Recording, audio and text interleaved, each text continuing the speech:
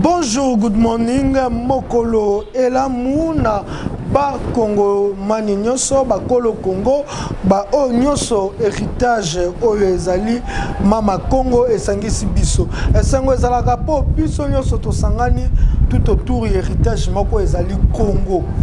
Oza Mongala, oza Mokongo, oza Moswahili, oza Moluba, oza Moteke, oza Mungana, oza Muyanzi, oza Munani, biso nyonso to okabola kaka valeur moko to mabele moko eza valeur mabele moko ezali bénéfice na biso ezali héritage na biso ezali mboko yo Congo bayiba yo nyonso me bayiba yo jamais identité na yo po moto o bayibi identité azako vivre sans exister. Oko vivre no ga lokwa moto me batu bakoyeba te o existaka to existaka te.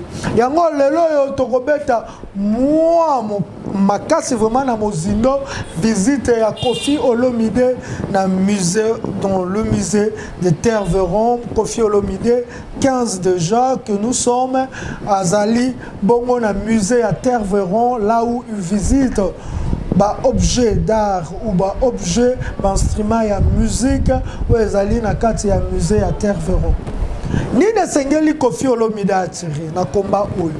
Est-ce que combat ou eza combat pan-africain au Mwazulu Diabanza abunda ingeta na Mwazulu Diabanza oyo Chikeva Mbuta Chikeva abunda combat o Mbuta Mbala paix à son âme. Abunda komba oyo bambute bele bambuta matiki papa boseko tampadi babunda poete biloko oyo kenda oza ba valeur ancestrale ezonga. Koffi aujourd'hui une autre personne à côté na kati ya bitumba oyo. Est-ce que côté yango na sincérité nini esengeli to attitude nini esengeli Koffi Olomide azwa na kati ya komba oyo. Parce que les artistes peuvent sensibiliser un grand nombre à battre. Le loso qui Koffi Olomide a ébika quand sur le musée à Terre-Veron, il y aura un grand nombre de personnes ou une armada. Il y a ba oreille. Il y a ba oreille plutôt oeko yo kanzembo wana pe obakoza conscientiser na nzembo wana. Tokobeta lisu mwa mukema solo ya Kasai, Katanga ou encore le Baluba et les Katangiens. Peut-être cette vision nini oyo et sengelito zalango histoire parce que mémoire historique tokoki obosa na moté. Mémoire historique est important na ba congolais nyonso. Mémoire historique et loko oyo sengeli congolais nyonso sikato okoma ta la mémoire historique na lo kwa rétroviseur et dis-toi to kende wapi to telemi wapi to uti wapi to ke wapi soko ebita siko uti oyeba te siko kende to bandi visite ya Koffi Olomide le 15 avril na musée ya Terre-Veron. C'est pas mauvais que Koffi Olomide a kende dans le musée de Terre-Veron, qu'on d'abord qu'on visiter l'instrument et la musique au Bamindele Bazwa. Tozongi na histoire. Instrument et la musique au Bamindele Bazwa, il faut que Koffi Olomide ait ba valeur en kunga. Nous sommes le Bantou, autobengi ba humain. Et l'instrument musical wana et banda ko sala mapona ebi misa banzembo kakate mais aki pona kunga la valeur le grand esprit kunga lelo oyo mundela zwaka instrument musique te pour instrument musique musala ngo ezaka ko beta tango akeko exposer yango akeka ko exposer instrument musique te pour bato bamona que le Congolais utiliser ça pour ba beta musique akangi esprit mobimba ou ezana kati instrument wana. La musique depuis la nuit des temps musique ezali na force makasi na monde spirituel. Musique ekoki ko désenvoûter bato. Les instruments musicaux ou ezana mise en Terre-Veron ça servait et pas ba koko na biso na désenvoûtement ya bato o bazaki envoûté par les esprits. Musée ba instrument wana et banda ki ko servir kokoti sabatu la présence ya nzamba mpungutulendo parce que la musique peut ouvrir la porte entre la terre et le monde des esprits. Musique et koki kosangisa mokili na monde ya ba esprit. À travers les instruments et musique wana batu banda ko salela ba culte. Les instruments et musique là accompagnaient le culte ancestral. Oyo kofi lelo aoki ko senga. Ba instruments et musique wana et banda ki ko gagner batu musu na ba guerre. Lelo to perdre valeur ya musique na biso yango komona ko copier même rythme ya musique ya bapaya ezali ko bebisa même valeur ancestrale na bino parce que lelo oyo na culture na biso to pe na ba religion na biso to pe na spiritualité na biso africain soki mutu sengeli atutumuka mutu sengeli aza envahi na milimo okoyoka ko senga kunga ezala batu babeta kunga la musique yango bokomona tina nini to toyebisaka ba musicien ke bozali na musala makasi ya kosala na komba oyo po bino soki bocomprendre vrai sens ya musique de ko permettre biso to sensibiliser bato la musique peut pénétrer batu ko susciter les esprits ou elali na kati ya batu peut ko éveiller congolais rien que la musique. Et ce n'est pas n'importe quelle musique. Ce n'est pas la musique où je même esprit à Congolais et même à Bango na mboka bapaya.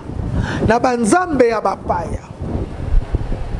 Motokoki okota na présence en Nzambe grâce à la musique. Et les Blancs avaient compris qu'à l'époque, nos ancêtres étaient forts parce qu'il y avait objet d'art, qui expression mystique. Il y a la spiritualité africaine. Et l'objet d'Arwana, pour mettre en pratique ma musique pèse les instruments étaient. Pour couronner un roi, il faut qu'il y ait la musique. Pour nous dire que l'ancêtre est tout au Bakoufa, l'esprit africain. Les esprits africains. Et ces instruments-là ont été mis en prison. Et Koufaki, moi, et Belela, et Soubanzambe, a quitté. Est-ce que Kofi Olomide Sengela qui a qu'un de la visite, et Sengela, ça démarche à Nakabou? Moi, je pense que non. Et ça démarche, mon corps, et ça démarche charnelle, et ça démarche spirituelle. Et ça démarche où il faut sauver tout un peuple. Démarche où c'est au salamon à Moussouni. C'est au salam Yango. Ça, kokoti ça, niveau spirituel, niveau ya Kimbangu, niveau ya Vita Nkanga, niveau ya Kimpa Vita, ya l'esprit africain yoso elala to longa te. Poto ko senga mundela instrument, mundela ko sa copie coller instrument, o ezaki na mise tervera atindelo o instrument la bangwana ko benga ba nzambete. Ko la musa ba nzambete, ko la musa ba esprit. Aujourd'hui on veut faire la guerre avec un pays.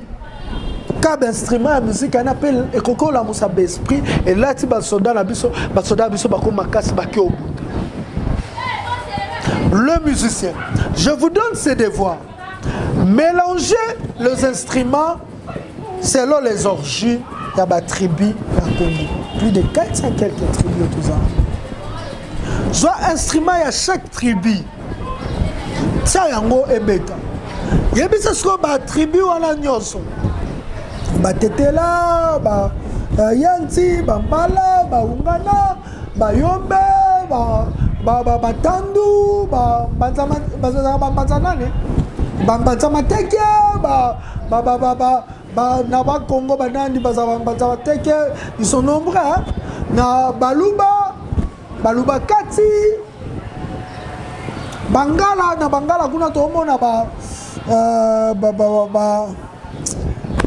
bangwaka, bamongo, tomona ekonda, tomona sengele.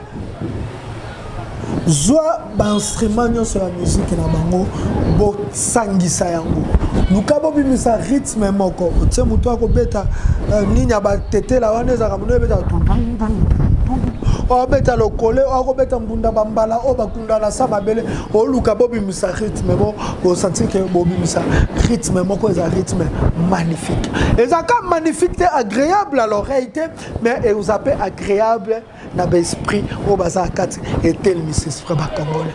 Aujourd'hui les musiciens peuvent faire un bon travail. Il y a quoi veiller quand la musaka l'esprit na kati maloba na biso yeka et compléter travail et sali congolais a changé. Travail et ça congolais a avancé. Yango tobaki et sengeli to libérer nyos. Papa bosse kotampadi. Mbuta tikev songoli mbuta tikeva. Mbuta mbala pe à son âme. Bambuta wana nyoso. Babunda pour ba corps, ba œuvre d'art, ba instrument et musique et zongala.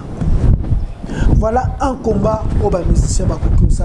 Dans un cas teka pona ko critiquer si quelqu'un fait quelque chose et bien, mais tout le beza bien. Mais quand ça m'a benini.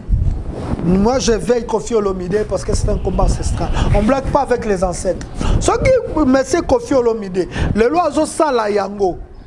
Pour les Sengoka et au Salaba, tu vas monter au musée intervenant. Sache qu'avant, il y a eu des gens au Baleka, la maison intervenant, au Basala, la cérémonie, pour la Moussa, Bakoko na biso bazakuna. Bakoko na biso bazakuna la maison intervenant, tangu esprit Congo ya akuna et yambaka baomba pour baza su ya ola la te, babuta tikeva basala ba cérémonie.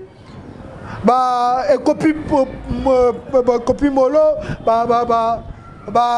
moi Zulu de Abanta donc esprit ezali sous na mise en eza la tête donc ce que il y a l'esprit au côté na mise interférent pour na ko distraire ba koko yebaka été sort na yo ozana sort mon na lifuta moko obano ba ko futa yango tamula donc il faut pas faire un combat pour na sentiment ya osala il faut s'imprégner na combat connaître ce combat là et c'est pour cela là appelle ça merci na ba politicien mususu les arrations même un combat qui bango l'autre maîtriser tout au côté. Il faut qu'on maîtrise le combat. Pour qu'on maîtrise le combat, et sengeli ko yeba nanu nani yozali. Je suis un Africain. Je suis un noir. Je suis un peuple humain, le Bantou.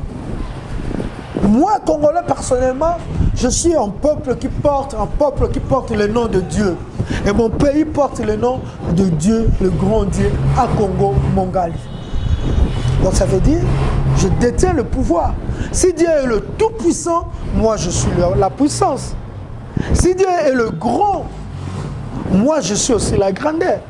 Si Dieu a le pouvoir, moi aussi, j'ai ce pouvoir. Parce que Nazali Lokolaye, Naza peuple on a porté comme Bonaye. Et ce peuple-là, il faut aller veiller. Alors vous allez veiller, Nabino musicien. Bunda combat ya solo. Lelo je pense que Koffi Olomide et logo que mon en interfera et zongisa yo. Tango zonga na Congo changer rythme ya musique. Quand est-ce qu'on a rythme vrai ya musique pour permettre rythme ya musique triomphale au kimbangu. A gozana katino. Et comme tango ba panzu ba singa na ba saku ba telema. Pour ba changer mon kilo. Bah, on a un milieu artistique, il faut battre les mains, apprendre, préparer, arriver à quoi tout l'endo. Bah, on a la politique, dans l'Assemblée nationale, il faut préparer, arriver à quoi tout l'endo. Mais surtout dans les médias, il faut préparer, arriver à quoi tout l'endo. Le roi divin. Pour tout ça, tu fais tous les trois pouvoirs. Au Kimbangu, à cause de la dirigeant, il y a un pouvoir à la fois, il y a un pouvoir. À cause de Simba, il y a un roi divin. Fumukimbaku, selon sa prophétie. Et ces trois grands pouvoirs, ils ont pouvoir économique, pouvoir spirituel, pouvoir politique. Et dans le pouvoir spirituel, pour moi, le pouvoir spirituel, pour nous, tous zongisa, la valeur spirituelle, il faut qu'on a bisoya. Kolo obayaki na liste, mais c'est bango, ils ont la liste, moko obapesa qui n'a pas tokota la image yango, liste obapesa qui a bikeko bazongisango déjà na conférence sangisaki Union africaine et Union européenne, tozongisima. La colonisation, la Belgique a volé d'une certaine manière manière de nombreux biens sur place. Aujourd'hui, le Premier ministre belge a remis à son homologue congolais un inventaire de ces objets présents chez nous. Un premier pas vers une future restitution. Reportage de Vincent Hufti, David Crozet et Françoise Barré. Ceci est un moment historique. Un petit aperçu, mais tout se trouve là-dessus, en version numérique. Dans ce disque dur, oui, tout l'inventaire des 84 000 objets ethnographiques provenant de l'actuelle République démocratique du Congo, tout ce qui est rassemblé à l'Africa Museum depuis 1885. 1% des objets des collections seraient issus de pillages. Aujourd'hui, c'est difficilement explicable que des pièces pour lesquelles on a une évidence historique claire qu'elles ont été pillées, qu'elles ont été acquises dans des conditions légitimes, qu'elles soient montrées dans nos musées. Je veux dire, ce qui a été volé ne nous appartient pas. Et donc, pour ce qui a été volé, on doit entamer un dialogue avec le Congo pour envisager, le cas échéant, des restitutions. Ce dialogue, à la fois politique et scientifique, se noue pour permettre plus tard un possible retour des objets en République démocratique du Congo. Aujourd'hui, c'est un acte marqué par le Royaume de Belgique de garantir non seulement que c'était des engagements pris, mais qu'aujourd'hui, ils se manifestent par des actes et des gestes concrets. Ici, pour ce masque, l'histoire de l'acquisition est bien documentée. Mais pour ce tabouret de prestige, aucune trace de sa provenance dans les archives. Typiquement, ce n'est pas un objet sur lequel il y a pu avoir une transaction évidente, comme ça pourrait être le cas pour des petites coupes sculptées, par exemple, ou même certains instruments de musique. Des enquêtes de longue haleine pour des équipes de scientifiques belgo-congolaises, car on ne connaît rien de la provenance de 41% des 84 000 pièces. Aujourd'hui, c'est une étape, essentielle certes, pour tenter de reconstruire notre histoire commune. Tolobaki bomoni bazongisaki ba liste ya ba biloko sengelaki bazongisa na Congo. Dans le c'est des fantaisies, ils ont fait ça dans le média. Mais kozongisa ezwa bango temps pour bazape na posa ba libérer l'esprit en tête parce que na point de vue économique tolobaki ba musée wana ekotisa mbongo na ba libenga ba mboka wana. Comme loko yo yibi mutu bondimi ke bopia boko tsango na musée ezongisa ekotisa ba mbongo po ba tuto ba ko tala ngo ba pesa ba mbongo et nous les autres biso oyo ezabike ko na biso po peto ko ta to pesa mbongo po to ya tala ba koko na biso po to ya tala bisalelo ya ba koko na biso bakosaki bapesi liste babito ozongisa biloko ezongi wana otoyebisaki ça Malukonde c'est pas lui à quoi accueillir biloko. Il faut que chaque tribu ait koyamba biloko na bango na chef spirituel, chef coutumier ya tribu wana ayoko ya baba koko na ye tango ya baba koko na alobi si bakoko ne poto ebake eza bikeko o ekendaki to eza bikeko musu po ba bikoko wana to bakena ba musée balalisa ba okande pongi po baloba te yango komona devoir o bambuta chikeva banda ko sala bomona musala oyo bamwa zulu banda ko sala musala oyo bambute bele bambuta matiki bambuta nini banda ko sala ezaki ko la musali sous esprit ba koko wana po ba telemela mindele ba bima na kasho wana po bango moko basenga libération na bango biso toyaka ko concrétiser ngo na sima bazangisa ba mindele pongi mais po toya ko la musa bakoko to senga d'abord to réconcilier na bakoko Koffi Olomide doit d'abord réconcilier na bakoko yambo akende ko senga ba instrument musical ezonga instruments musicaux avant c'est que instruments ya musique to ba instruments musicaux ezonga na RDC ako réconcilier na bakoko tango ko kende kuna fallait Koffi Olomide approcher ba c'est loko ni alinga ki aloba tango ko kuna eloko aliboso zaki ko senga pardon na obiso ba to sala parce que mundela yibaka pambate muso zaki biso ba to tekela ki biso mo bakoko na bango misusa zaki to trahir bandeko na biso po bango baya ko boma bandeko na biso ba piller yango Mousou bazui biso yango par force. Mousou sur la place auto défendre yango biso de défendre qui yango te. To défendre makambo ba mindele de que il faut réconcilier avec les ancêtres avant au senga biloko ya bakokono ya nanda kuna ko fiolomide. Pour comme là ba toi pouvoir ngapu. Bakozwa yango te. Ba tribu o bilo na bango ke ndende batu fo ba ya ko accueillir na aéroport o ezali ba ancêtre na bango. Lelo oyo, le Congo a besoin du changement. Pour le Congo qu'il y ait un changement, le Congo ne peut pas changer. Tout ce qui n'a pas valeur ancestrale na bisoté. Botangela ngai bilo batu bola na ngala ndako. Mboka moko o échangeant na même peuple autochtone ya mboka wana mais na ba pratique ba paya. Exact.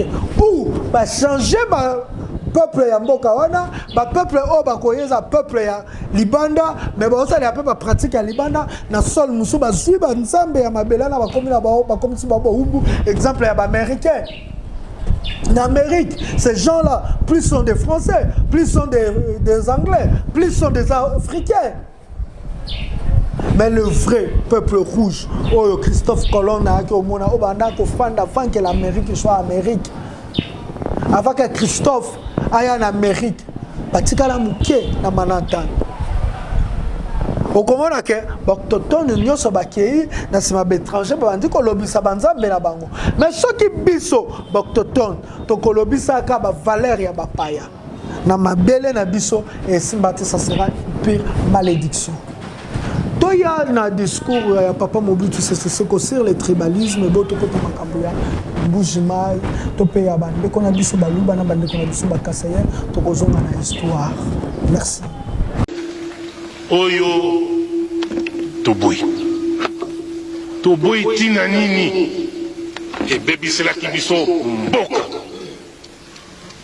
Personne qui habite et que Baby c'est la biso Lisusu Mboka. Yango nazali ko veiller na ba makambwana soki na yo ko bele même moké na kamati ba mesure immédiatement sans hésitation mais aucune na lingaka ko ka makambwana na matoi na ngai te soki omoni mokonzi ba mama batata bande chauffeur obele kabila na ye cuisinier obele kabila na ye bureau na ye obele kabila na ye mauvais militant Azalinini tribaliste. Et nous condamnons le tribalisme. Un bon militant du MPR. Azali commissaire d'État. Mais ce bango, vous êtes foutus. Bateau et le signal, na tondi na bamikanda, vous condamnez le tribalisme, dans la moto na boué, cabinet na boué na boué. Et tondi est pas inanga. Donc, côté liba militant, parce qu'il le dénonce. Et il vous dénonce. Salanéango, attention. Nazali chef de l'État, directeur na bureau Nangai, maître Nimi, un Zaïrois, un militant. Mais Azali Motuya Bazaïr, mais ça ne m'empêche pas moi de dormir. Oh, à quoi baba secret ni na zainango na bomba yango. Quel secret? Na bomi motopo a bomba akenda kusakula yango. Ba dossier à l'État. Chauffeur officiel Nangai, capitaine Maïmbi, Bazaïr, qu'est-ce que ça me fait? Akenda kubumanga yepe akukufa na accident yango. Na banga epona nini mokonzi ya maswa na ngai commandant ya maswa moto ya Zaïre je suis bien ba pilote batambusa ngai poto Amérique Asie Chine tout ça là ya Zaïre munganda zaï na katite mais ce sont des Zaïrois ils reconnaissent en moi leur chef et je suis tranquille en paix nakena kulukabe mindondo Soko Zaï Mungwandi Pepera, chef de cabinet, chauffeur Nangai, commandant à bateau na Banir, mais je ne dirige plus le Zaïre. Na Kominini, un chef de bande. Ce n'est pas sérieux. Nazali Kuboya Yango, Bamama Batata Bandeko, et Zali Mabé. Et Kobebi, c'est la biso Mboka. Toko Sala. retour te tokóma na ba 1960 ndenge tozalaka. Je suis contre. Yango nazali ko dénoncer. Et je crois que aux à la commissaire d'État, aux à la secrétaire d'État, aux à la PDG, aux à la nani na kati na République du Zaïre, ata na lobaka na te, osi oyoki ngai malamu obanda ko se corriger. Soki na oki yango correction ezali te. Oh Mindondo nyenye na esika oyo lokwa namoni elingi ezonga bamama batata bandeko a bon entendeur salut balobaka na ndako nzambe oyo azali na matoyi ya koyoka boloba te oyo abandi koimite basango te eza obe masolo nyenye bamama batata bandeko naokaki awa na note mosusu natangaki po liboso nasuka na esika wana mwa maloba make ndenge naokaki mokonzi ya region ya Kinshasa mama Nzuzu ya Mbombo alobaki na bino awa mpe ndenge boyokaki nasakolelaki bino bana ya ville ya Kinshasa na kati ya communiqué tosalaki na réunion ya conseil exécutif oyo na présidaki le 30 mai. Kinshasa ezali miroir glace talatala soko moto akomi ayeba te anyeti capital miroir ya Zaire mobimba soko omoni olobi na banza kuna na nsima babengi arrière pays ezali obele ndenge wana me ndenge soko nazali koleka na banzela namonaka tokoki be kobongisa nzoto lipombo bilamba ya sika bilamba ya kitoko te mboka oyo tovanda na kati ya mosoto te ezala propre na congres oyo elekaki lobilobi awa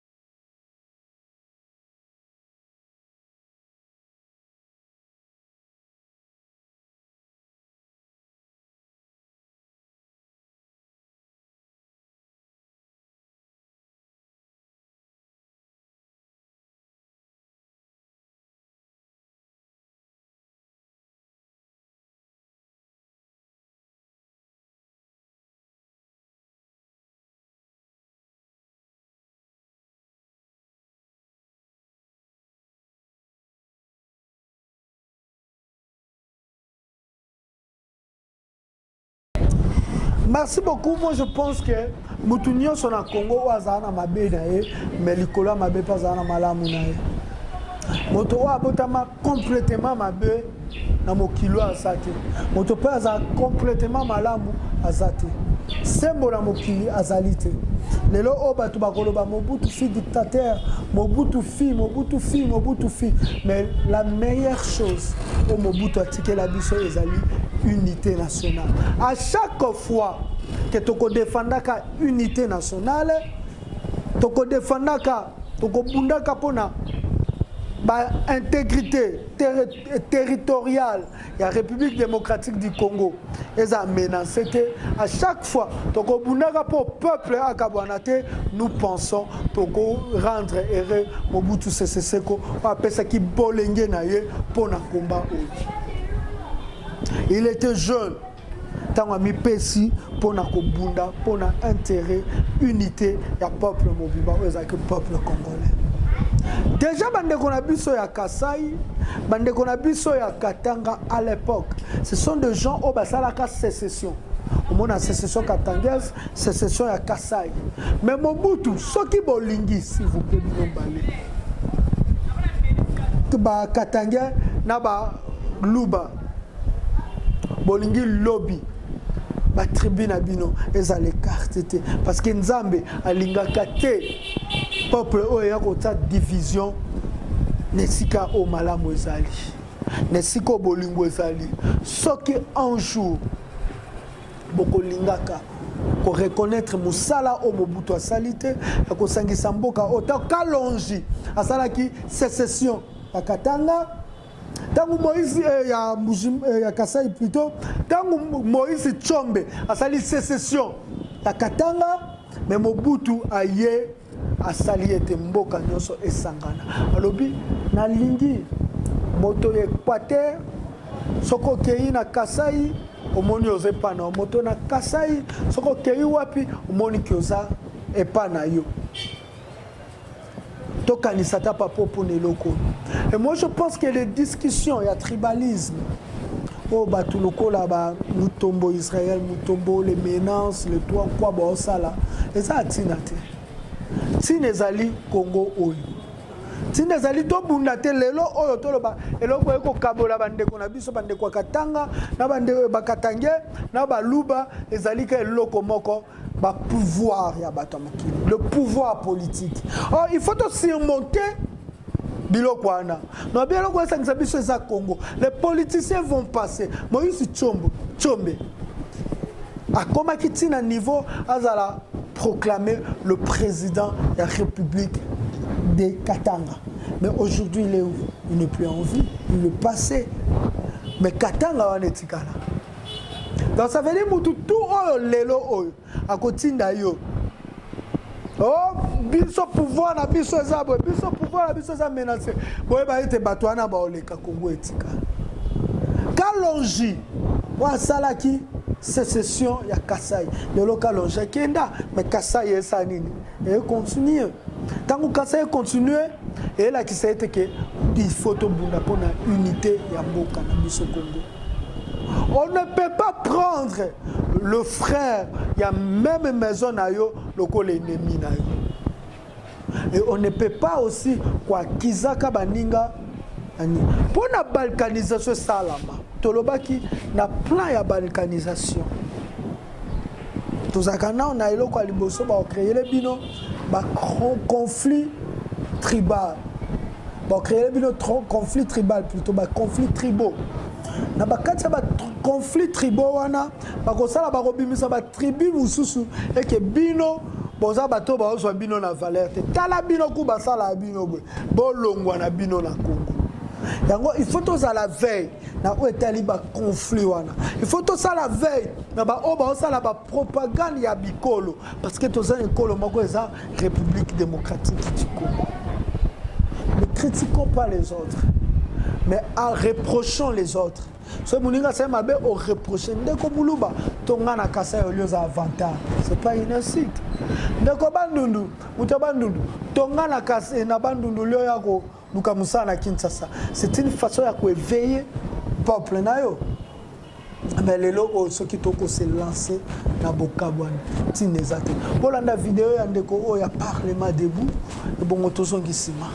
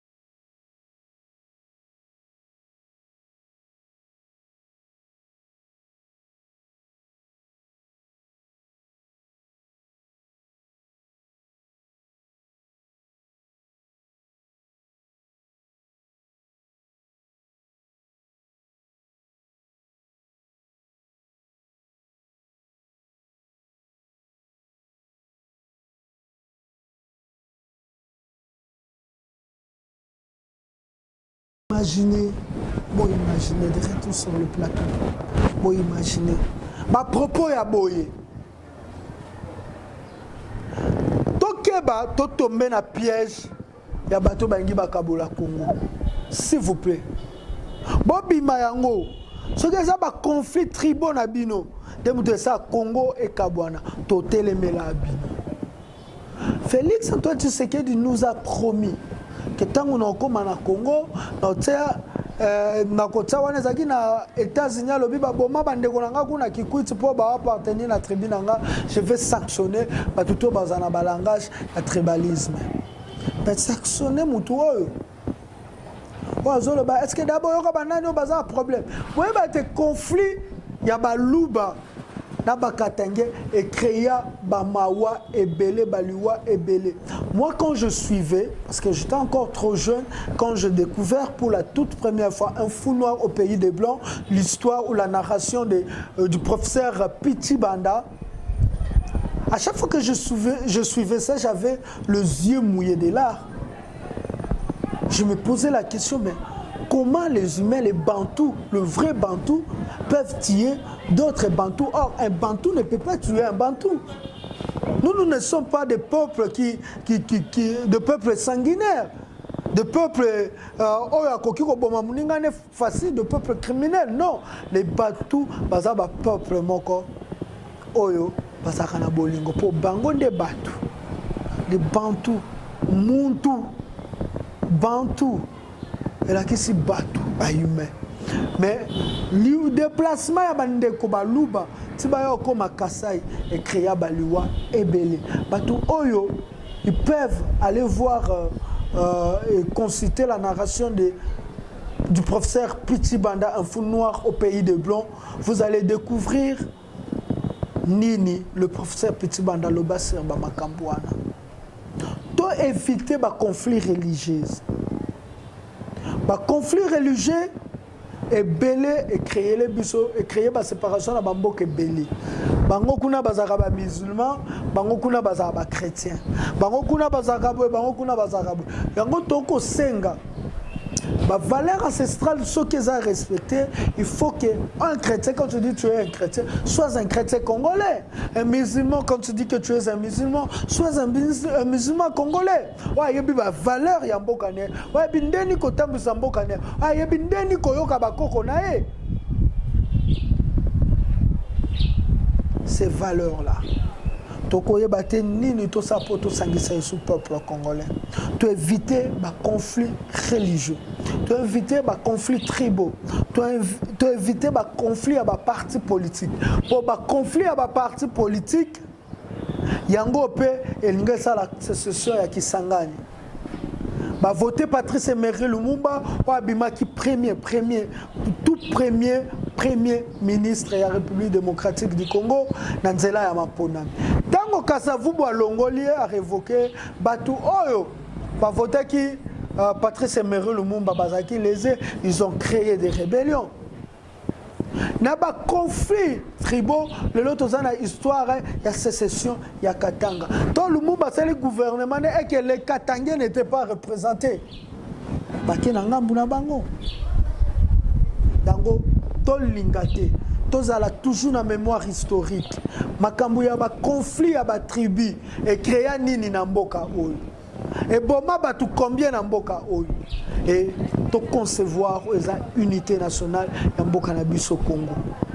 Et koza tina te ezana mwa moso lo ba pouvoir na biso, eza pouvoir na biso baluba yo muswahili kanga munoko na yo kanga la femme là batu balanda yo muswahili kanga munoko na yo. Eza ba message moko ce qui pouvoir wana bandeko baluba. Boza sûr que Félix Antoine Tshisekedi azaki élu président de la République. Ce qui boza sûr wana, c'est qu'azaki élu président de la République quand Nabata Kassa était azaki élu président de la République naba congolais nyos. Ce qui bondimi kaza président élu. C'est que le quoi aza président élu aba congolais nyos, ce qui pona bino za bongo. A koki ko travailler le soutien pour na baluba, il faut travailler le quoi congolais. Donc nous dirons que Félix Antoine Tshisekedi a vrai moulouba, mais il ne pouvait pas travailler comme un moulouba. Il doit travailler comme un congolais. Cher congolais. Bato ba voter président Martin Fayulu. Ce qui veut dire que président Martin Fayulu est président ya ba congolais nyos. Tolinga Kazaki président élu, c'est Kazaki président élu na Bandundu, na ba Congo, na Nino Équateur, na au Katanga na Kivu Maniema, tout sud nord Kivu Maniema, Katanga. c'est que il faut tozala tozana façon ya ko le baninga na biso totika ba insulte entre biso mais tosangana tobongisa mboka toza posa muluba po tobongisa mboko toza posa mutabandulu po tobongisa mboko toza posa mutetela po tobongisa mboko toza posa muswahili po tobongisa mboka oyo mboko Congo bakoko batikela biso esengo nanga trésor king eza isu ya ozana bino nzela émission oyo esali ete to raisonner na mayema tali mboka na biso République démocratique du Congo mboka oyo bakoko batikela biso esengo ezalaki soko landi analyse ko sepe nango ta j'aime nde nalobaki na bungisa numéro ya bandeko ebele ba oyo bamoke balingaka tozana contact na bango bo komela ngai na numéro oyo eza affiché à merci na bino nyonso bato bo accompagner ngai merci na yo Goten Zolantima merci na bato nyonso o bo accompagner ngai l'émission ngai bino Trésor King je vous dis bye to se retrouver prochainement dans un autre numéro na ya émission bye.